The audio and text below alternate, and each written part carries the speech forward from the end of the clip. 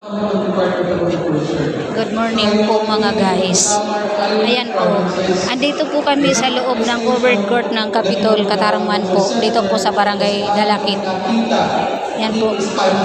Nag-attend po kami ng kasi nagpila po kami para sa pamaskong handog daw mula kay BBM. Yung benting bigas daw.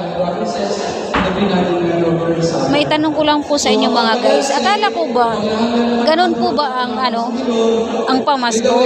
Ang pag-intindi ko po kasi sa sa pamasko walang bayad. May bayad naman pala to eh. Hindi naman pala to as in bigay. Akala ko ba handog pamasko? Nakalagay pa doon sa tarpaulin.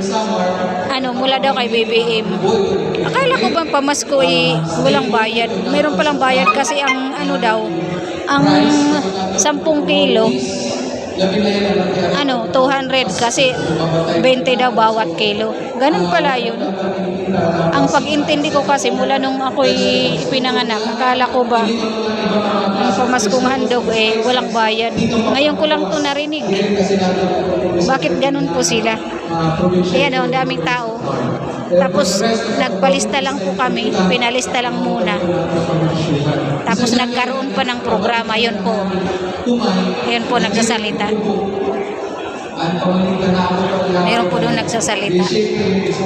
Daming tao.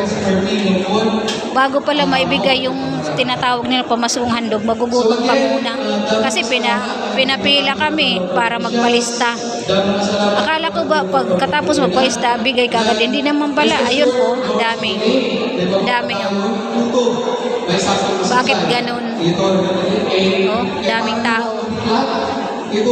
Paano naman yung nagpunta dito na galing sa malayo, magugutom muna bago mabigyan? Hindi naman pala as in bigay.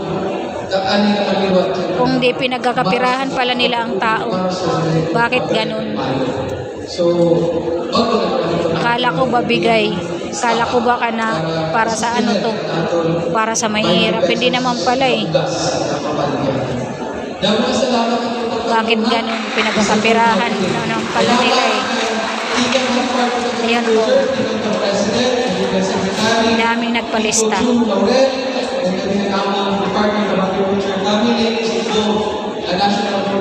Ang hirap naman pala ganito. Magugutom ka muna bago ka makahawak ng pamaskong handog daw. Pamaskong handog na may bayad. Ano yun? Bakit ganun? Yan lang po mga guys. Sana maintindihan po ninyo itong video ko.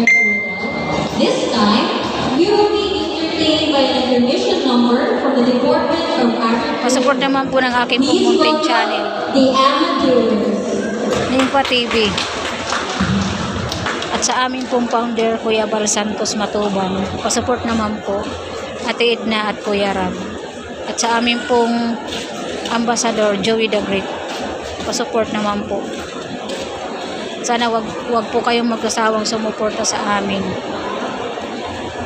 Maraming salamat po. Hanggang dito lang po.